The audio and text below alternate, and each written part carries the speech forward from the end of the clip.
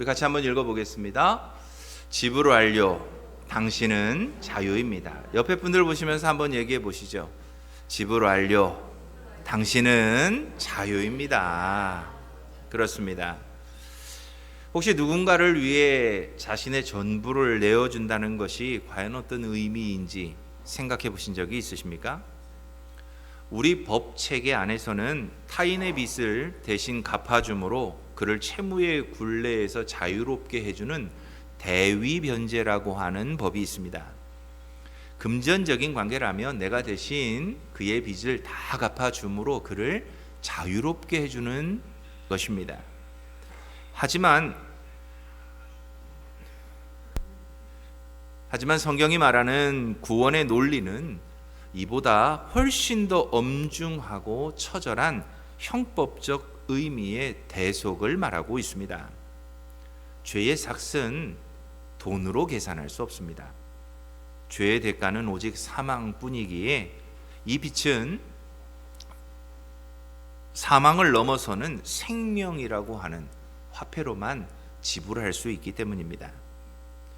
우리는 모두 죄라는 빛에 허덕이다가 영원한 파산을 선고받은 사형수들과 같습니다.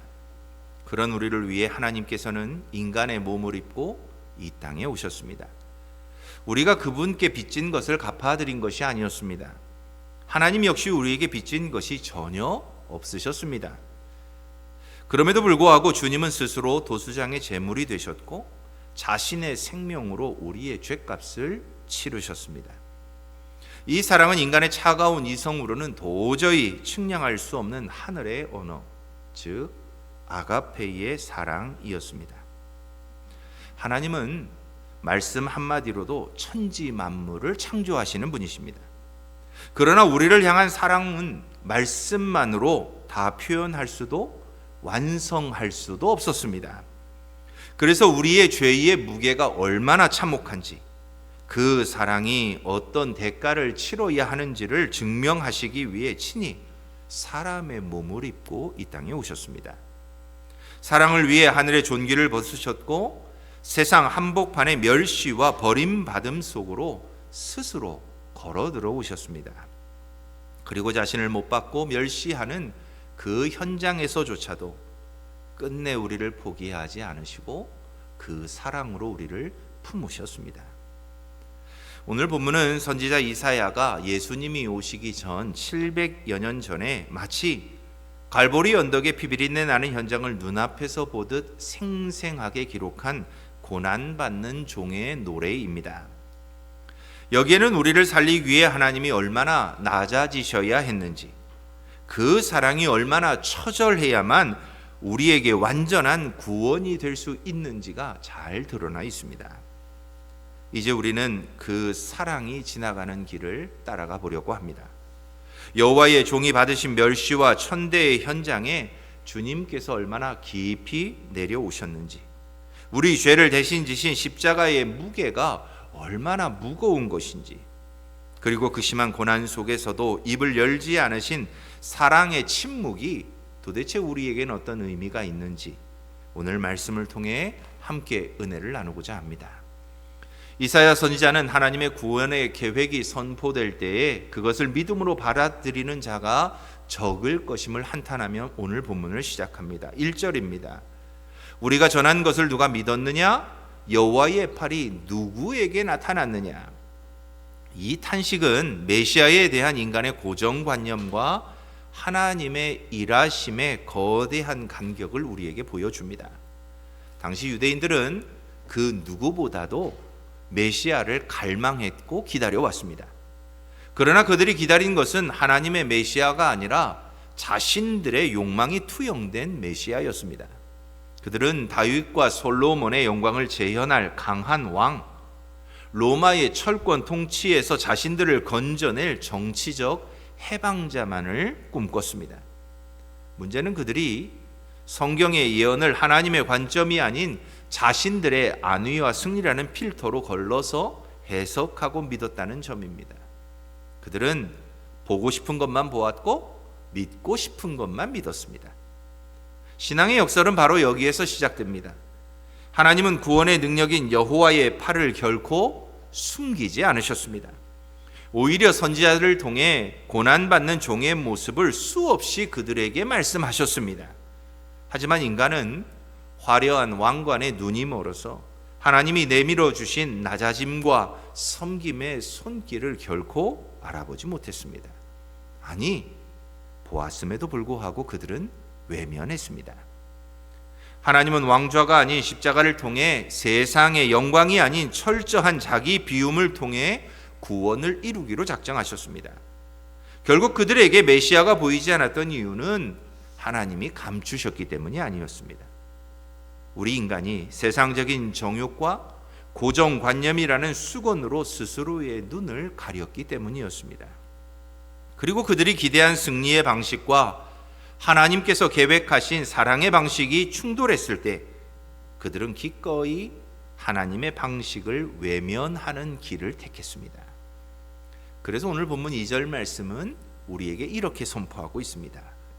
그는 주 앞에서 자라나기를 연한 순 같고 마른 땅에서 나온 뿌리 같아서 고운 모양도 없고 풍채도 없은즉 우리가 보기에 흠모할 만한 아름다운 것이 없도다. 그들이 기다리던 메시아와는 다르게 하나님께서는 본문이 말하는 연한 순같이 메시아가 자라게 하셨습니다. 권력자나 제사장의 가문이 아닌 무명한 요셉과 마리아의 아들로 말구유에 오시게 하셨고 나사렛에서 평범한 목수의 아들로 자라게 하셨습니다. 또한 마른 땅에서 나온 뿌리처럼 영적 메마름에 극에 달했던 로마 식민지 시대 유대 사회, 즉 율법주의와 절망, 외세의 압제 속에서 예기치 않게 하나님은 새 생명을 드러내 보여주셨습니다. 사람들은 건장한 외모와 위세를 메시아의 자격으로 생각했습니다. 그러나 이사야는 이 땅에 오신 메시아는 고운 모양도 없고 풍채도 없었노라고 기록합니다. 그래서 사람들은 메시아가 이 땅에 오셨을 때 나사렛에서 무슨 선한 것이 나올 수 있느냐며 비웃었습니다. 그리고 결국 그들은 그토록 기다렸던 메시아에게 이렇게 대했습니다. 3절 말씀입니다. 그는 멸시를 받아 사람들에게 버림받았으며 간고를 많이 겪었으며 질고를 아는 자라 마치 사람들이 그에게서 얼굴을 가리는 것 같이 멸시를 당하였고 우리도 그를 귀히 여기지 아니하였도다.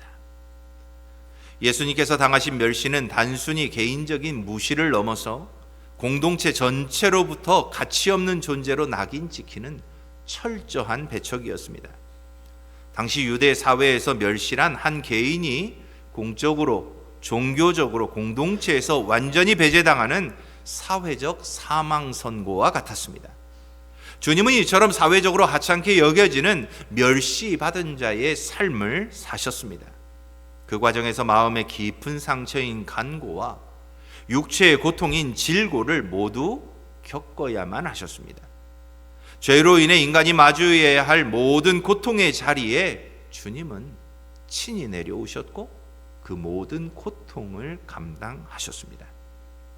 이러한 멸시와 고통은 십자가를 향한 마지막 주간의 그 절정에 달했습니다. 사람들은 메시아로 오신 그분께 조롱과 침뱉음으로 수치를 가했습니다. 특히 그분이 지셨던 십자가는 당시 로마 형벌 중 가장 수치스러운 처형 방식이었습니다. 또한 유대 율법상 나무에 달린 자는 저주를 받은 자라는 신명기 21장 23절의 말씀처럼 십자가를 지심으로 신적 저주의 상징이 되었습니다.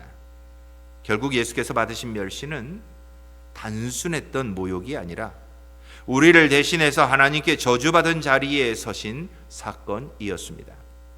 주님은 이 모든 수치와 저주를 피하지 않으셨습니다. 스스로 감당하심으로 저주 아래 놓여있던 우리를 속량하시고 대신 그 저주의 자리에 서셨습니다. 세상은 여전히 성공의 사다리를 오르는 것과 화려한 겉모습을 우상화합니다. 그러나 하나님은 이처럼 낮아짐이라는 역설 속에서 진정한 구원의 영광을 세상 가운데 드러내셨습니다. 오늘날 이 시대를 살아가며 누군가에게 무시당하고 공동체에서 소외된 듯한 기분 속에 외롭고 힘든 시간을 보내고 계신 분들이 계십니까? 그렇다면 기억하십시오. 우리가 믿는 주님은 저 높은 곳에서 우리의 구경을 곧 구경만 하시던 분이 아니십니다. 영광의 보좌를 버리고 이 땅에 오셨던 그분은 우리가 겪는 멸시와 버림받음의 길을 우리보다 앞서 그리고 우리보다 더 처절하게 걸어야만 하셨습니다. 여러분이 느끼는 그 지독한 외로움과 수치의 자리, 아무도 알아주지 않는 눈물의 골짜기에 주님은 이미 먼저 와 계십니다. 그리고 그곳에서 두 팔을 벌려 우리를 안아주십니다. 주님은 단순히 우리를 불쌍히 여기시는 것이 아닙니다. 나도 그 길을 걸어보았고 그 아픔을 안다고 말씀하시며 공감하고 계십니다. 그렇게 주님의 그 따뜻한 품 안에서 세상이 핥히고 갔던 우리의 부서진 자존감은 회복될 수 있습니다.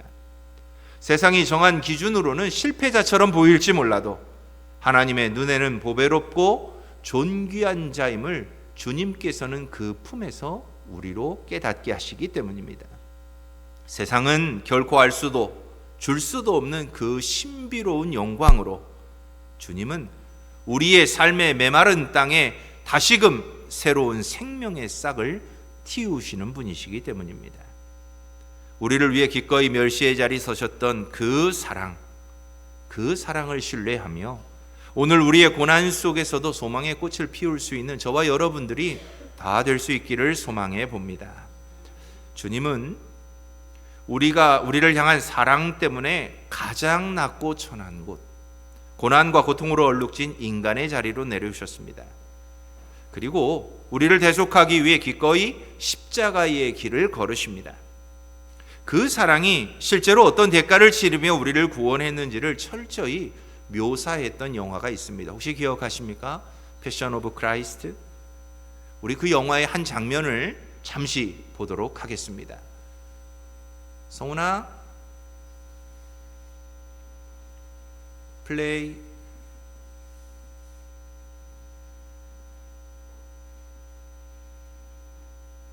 마우스로 플레이 해줘야 됩니다. 네. 제가 일부러 소리는 뺐습니다. 영상만 보십시오.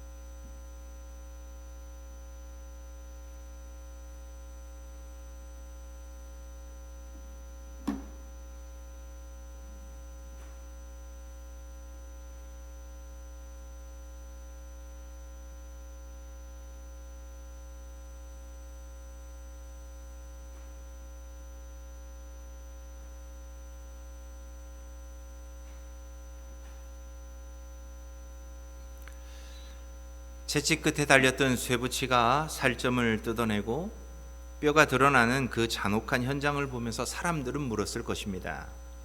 왜 그렇게까지 하셔야만 했습니까? 꼭 이토록 처참해야만 했습니까? 우리의 그 처절한 질문에 십자가는 오직 붉은 핏방울로 대답합니다.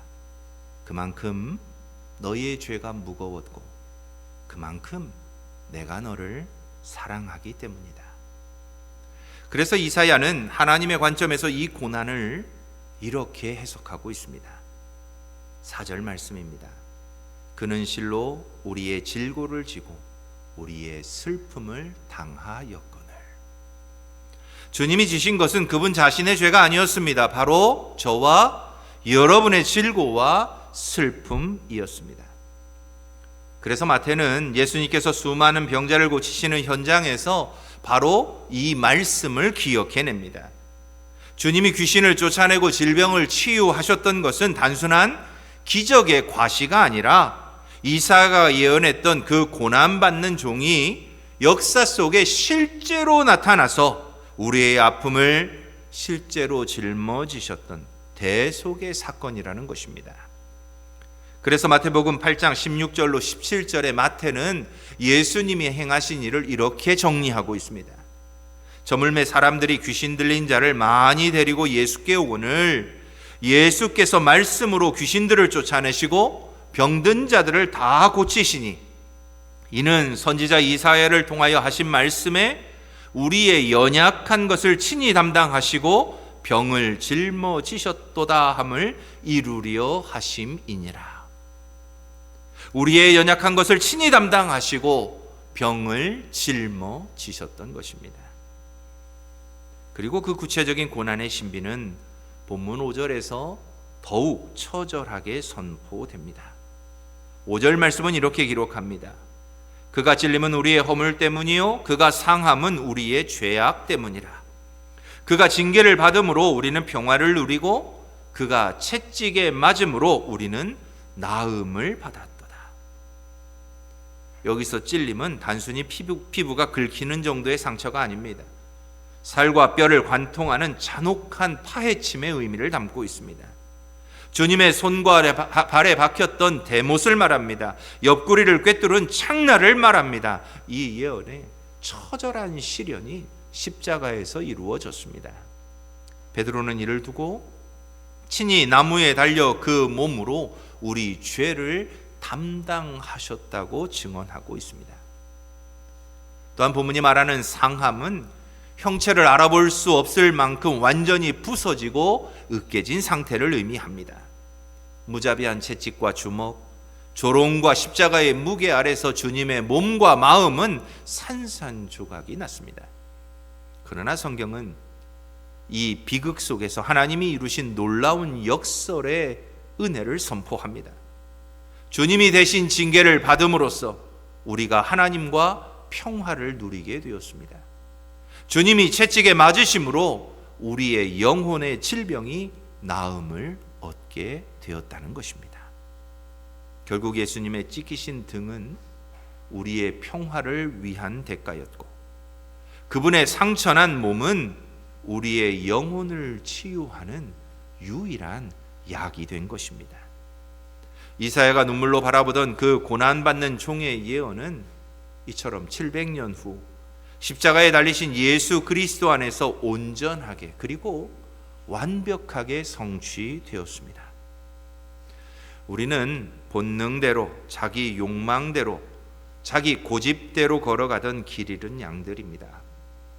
이런 우리의 모습을 이사야는 6절에서 이렇게 표현합니다. 우리는 다 양 같아서 그릇 행하여 각기 제 길로 갔다는 것입니다. 우리들 모두는 자기 소견에 옳은 대로 행하며 살았습니다. 한마디로 말하면 참 고집스럽게 살고 있습니다. 우리는 육체의 욕심을 따라 행하며 본질상 진노의 자녀로 살고 있습니다.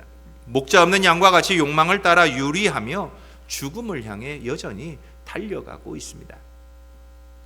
우리의 이 모든 죄악에 대해 그래서 이사야는 이렇게 선포합니다. 6절입니다. 여호와께서는 우리 모두의 죄악을 그에게 담당시키셨도다. 여기서 담당시키셨다라는 말은 단순히 짐을 옮기는 수준을 넘어서서 무언가를 격렬하게 쏟아붓다 혹은 충돌하게 하다라고 하는 의미를 갖고 있습니다. 하나님께서는 우리 각자의 죄뿐만 아니라 세대와 민족을 초월한 인류 전체의 죄악을 하나의 거대한 파도처럼 모으셨습니다. 그리고 그 무시무시한 죄의 파도를 세상 죄를 지고 가는 하나님의 어린 양이신 예수님 한 분에게 정면으로 부딪히게 하셨습니다. 우리가 감당해야 할 모든 저주와 심판을 주님의 심장 하나에 다 쏟아 부으신 것입니다. 그리고 주님은 이 피할 길 없는 절망의 파도 앞에서 결코 도망치지 않으셨습니다. 오히려 그 죄의 파도를 온몸으로 막아내시며 우리를 집어삼키려던 그 죽음의 세력을 친히 잠재우셨습니다. 주님의 그 거룩한 희생 때문에, 주님의 그 거룩한 충돌 때문에 오늘 우리는 안전하게 하나님과 화평을 누리게 되었습니다. 그런데 이것은 이사야의 눈에 비쳤던 미래의 추상적인 예언만이 아닙니다. 예수의 삶과 십자가에서의 죽음을 통해 완성된 이 역사적인 사건은 지금도 우리의 삶에서 일어나고 있는 거룩한 교환의 현장입니다. 그러므로 우리의 삶의 자리에서 그분이 찔리심으로 더 이상 나의 허물이 나를 정죄할 수 없게 되었습니다.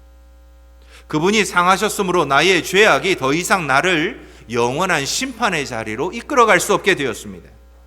그분이 징계를 받으셨으므로 나는 하나님과 화평할 수 있는 선물을 누리게 되었습니다. 그분이 채찍에 맞으심으로 죄로 인해 상처 입었던 내 영혼은 치유되게 되었습니다. 그럼에도 불구하고 사단은 우리를 끊임없이 자기 정죄라는 함정으로 유혹합니다. 우리가 죄에 걸려 넘어질 때마다 사단은 우리로 절망케 합니다. 그리고 영적 죽음의 공포를 우리에게 불어넣습니다. 죄를 지었으니 하나님으로부터 숨어야 한다며 두려움을 심어줍니다. 반복되는 연약함 앞에서 너는 이제 가망이 없어, 하나님도 너를 포기하셨다고 속삭이며 우리를 비참하고 무력하게만 만들려고 합니다. 그러나 성도 여러분, 기억하십시오. 우리는 그리스도께서 십자가 위에서 다 이루었다라고 선포하는 그 순간 이미 온전한 자유를 누릴 수 있게 되었습니다. 그래서 사도 바울은 담대하게 이렇게 선포합니다. 그러므로 이제 예수 그리스도 안에 있는 자에게는 결코 정죄함이 없느니라. 사단의 유혹과 고발이 여러분의 마음을 흔들릴 때마다 그러므로 이렇게 선포하십시오. 주님은 나를 위해 찔리셨고 나를 위해 상하셨으며 나를 위해 대신에 죄인이 되셨다.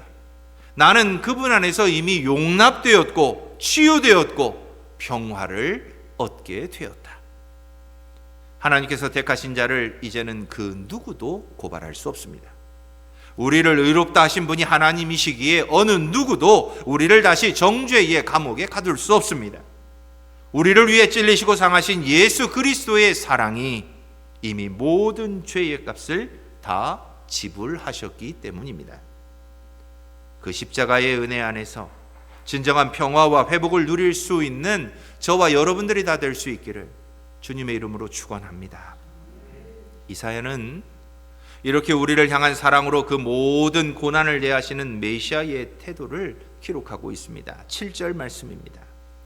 그가 곤욕을 당하여 괴로울 때에도 그의 입을 열지 아니하였으며 마치 도수장으로 끌려가는 어린 양과 털 깎는 자 앞에서 잠잠한 양같이 그의 입을 열지 아니하였도다.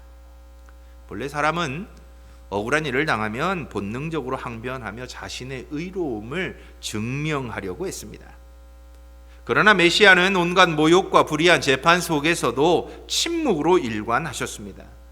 대제사장과 헤롯, 빌라도 앞에서도 그분은 최소한의 말씀 외에는 거대한 폭력 앞에 오직 침묵으로 응답하셨습니다. 이 침묵은 할 말이 없어 당하는 비굴함이 아니었습니다. 하나님의 구원 계획에 대한 자발적인 순종이었습니다. 주님은 이미 겟세마네 동산에서 자신의 뜻을 접고 아버지의 뜻을 따르기로 결단하셨습니다. 그래서 사도 요한은 그분의 죽음을 누군가에게 생명을 빼앗긴 것이 아니라 내가 스스로 버리는 것이라고 기록하고 있습니다. 전능자께서 우리를 살리시기 위해 자신의 모든 권능을 스스로 묶어버린 사랑의 자기 제어가 바로 이 침묵 속에 담겨 있었습니다. 그래서 히브리서 기자는 이 신비로운 침묵의 동기를 우리에게 이렇게 증거해주고 있습니다. 히브리서 12장 2절의 말씀입니다.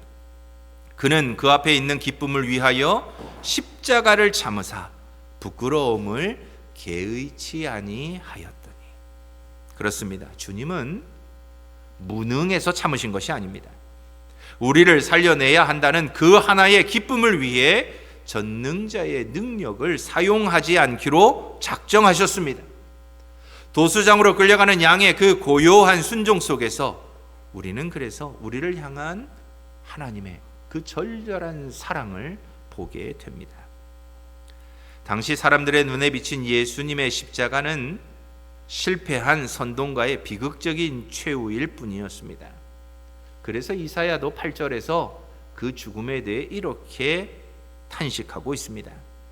그는 곤욕과 신문을 당하고 끌려갔으나 그 세대 중에 누가 생각하기를 그가 살아있는 자들의 땅에서 끊어짐은 마땅히 형벌받을 내 백성의 허물 때문이라 하였으리요. 사람들은 주님이 죄가 있어 죽는다고 믿었지만 하나님의 관점에서 그분의 끊어짐은 마땅히 형벌받아야 할 우리들의 허물 때문이었습니다. 십자가 위에서 끊어진 것은 단순히 한 사람의 호흡이 아니었습니다. 하나님과 우리 사이를 가로막고 있던 견고한 죄의 장벽 또한 순간 끊어졌습니다. 세상이 실패라 비웃는 동안 하늘의 법정에서는 우리를 대신한 완전한 속죄가 치러지고 있었습니다. 그 결과 주님은 원수된 중간에 막힌 담을 자기 육체로 허시고 우리의 영원한 화평이 되셨습니다. 세상이 메시아를 패배자로 무시하던 그 고요한 침묵의 순간에도 하나님은 창세 전부터 준비하신 구원 계획을 묵묵히 완성하고 계셨던 것입니다. 그래서 이사야는 9절에서 그분의 죽음을 결론적으로 이렇게 선포합니다. 그는 강포를 행하지 아니하였고 그의 입에 거짓이 없었으나 그의 무덤이 악인들과 함께 있었으며 그가 죽은 후에 부자와 함께 있었도다. 인간 법정은 의인이신 그분을 강도들 사이에서 처형하며 죄인 취급했습니다. 그러나 하나님의 법정에서는 죄인을 의롭다 하시는 은혜의 물결이 준비되고 있었습니다.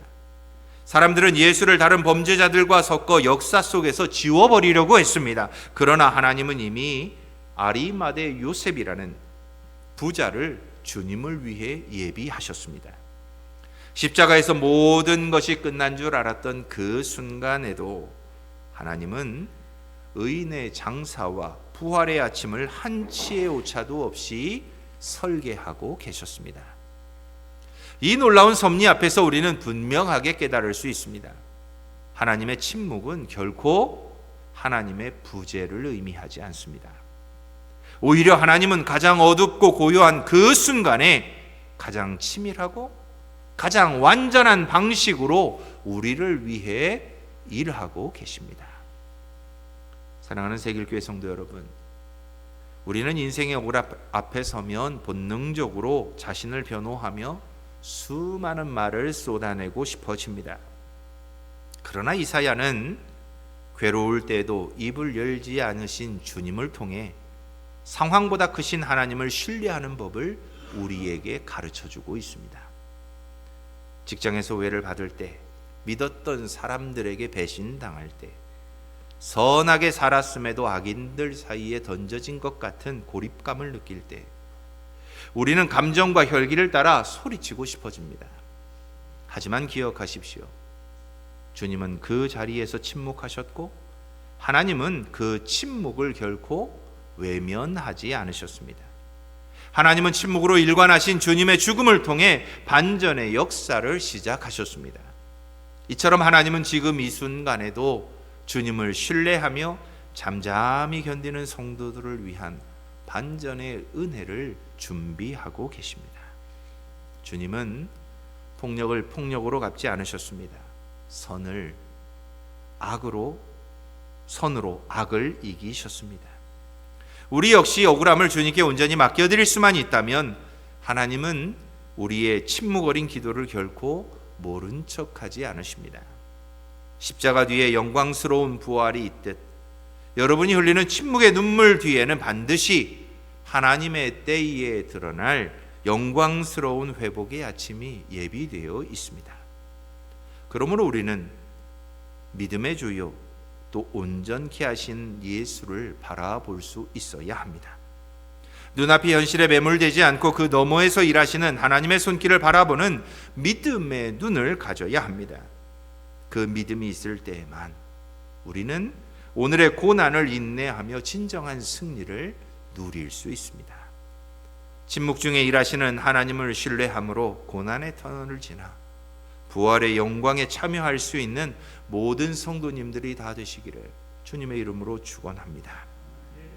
사랑하는 성도 여러분, 오늘 우리가 묵상한 이사야의 예언은 700년의 시간을 넘어 갈보리 언덕에서 단 하나의 오차도 없이 다 성취되었습니다. 이사야가 선포한 대로 주님의 고난은 실패가 아니었습니다. 그것은 우리를 향한 하나님의 가장 뜨겁고도 확실한 사랑의 확증이었습니다. 이 사랑이 한 사람의 인생을 어떻게 바꾸었는지를 보여주는 아주 훌륭한 예화가 있습니다. 이 사진을 한번 보시지요. 19세기에 전도 유망한 한 귀족 청년이 독일에 있는 뒤셀도르프 미술관에서 발걸음을 멈추게 됩니다. 그의 이름은 바로 니콜라우스 루드비히 폰 진젠도르프라고 하는 아주 긴 이름을 가진 사람입니다. 그는 가시관을 쓰신 채 고통당하시는 예수님의 그림, 여러분들이 보실 때 오른쪽에 있는 저 그림을 바라봅니다. 이 그림의 제목은 에케 호모입니다. 빌라도가 예수님을 사람들 앞에 이끌어냈을 때 이 사람을 보라 할 때에 바로 이 사람, 이것을 에케 호모라고 말합니다. 그런데 그 그림 밑에 작은 글씨들이 쓰여져 있습니다. 그 글씨들이 뜻은 이렇습니다. 나는 너를 위해 이 모든 것을 주었건만 너는 나를 위해 무엇을 주느냐 라는 글귀였습니다. 이 진젠도르프라고 하는 사람은 그 자리에서 무릎을 꿇고 기도합니다. 주님, 저는 지금까지 제 성공만을 위해 살았습니다. 저를 대신해 죽으신 주님의 찔림이 이제서야 나의 아픔이 되는 것을 제가 깨닫습니다. 회심한 그는 당시 로마 가톨릭으로부터 고난을 받고 핍박을 받던 모라비안 교도들에게 자신의 영지를 개방합니다. 그리고 그곳에 형제단이라고 하는 공동체를 만듭니다. 이 모라비안 형제단은 주님의 대속적인 은혜에 압도당해 늘 그들의 모임의 자리마다 하나님 앞에 찬송하며 기도했습니다. 그리고 나서 그들 나름대로 규칙을 하나 정합니다. 뭔지 아십니까? 10가정이 모이면 한 가정을 선교사로 파송합니다. 그래서 이 모라비안 교도들은 아직 선교가 구체화되지 않던 그 중세시대 16세기에 정말 주님이 명령하신 대로 땅끝까지 복음을 들고 나가는 선교 공동체가 됩니다. 놀라운 것은 복음을 전하기에 그들은 스스로 종이 되어서 노예선에 탑승을 합니다. 그리고 그들은 말합니다. 피 흘려 죽으신 어린 양이 그 고난의 보상을 받게 하라. 이들은 100년이라는 시간 동안 하루 24시간 끊어지지 않는 릴레이 기도로 이 하나님의 선교 사역에 동참했습니다. 그래서 그들의 이 놀라운 선교 사역을 통해서 감리교의 창시자인 요한 웨슬리가 영국에서 미국으로 건너가던 배 안에서 이 모라비안 교도들을 만납니다. 그리고 그들을 통해서 그가 회심하고 다시 영국으로 돌아가 감리교회를 만듭니다. 어찌 보면 한 사람의 가슴에 새겨진 예수의 그 피 흘린 고난의 흔적이 전 세계의 선교 역사를 바꾸어 갑니다. 성도 여러분, 십자가는 우리를 심판하는 정죄의 도구가 아닙니다. 우리의 죄와 질병, 실패의 빚이 모두 청산되었다는 지불 완료의 영수증이 바로 십자가입니다. 이 사순절 기간 나를 사랑하셔서 십자가의 모든 고난과 죽음까지도 침묵으로 감당하셨던 그 주님을 다시 한번 깊이 묵상해 보시기 바랍니다. 이제는 길 잃은 양처럼 제멋대로 살던 걸음을 멈추고 우리를 위해 생명을 내어주신 참 목자 되신 주님을 따라가기로 결단할 수 있는 이 사순절이 되었으면 좋겠습니다. 오늘도 집으로 돌아가셔서 단 5분만이라도 십자가를 묵상하며 기도해 보십시오. 주님, 제가 여기 있습니다. 이제는 주님을 위해 살겠습니다. 주님이 찔리심으로 우리가 살았습니다. 주님의 침묵하심으로 우리가 하늘의 음성을 듣게 되었습니다. 이 놀라운 은혜를 입은 우리가 이제는 진젠도르프처럼 하나님의 그 부르심에 응답해야 할 차례입니다. 여러분의 이 진실한 고백이 개인의 삶을 변화시키고 우리 세길교회 공동체를 새롭게 하고 세상을 하나님의 사랑으로 물들이는 거룩한 역사의 시작점이 될 것입니다. 이제 그 은혜의 주인공이 모두 되시기를 주님의 이름으로 축원합니다. 우리 함께 기도하겠습니다.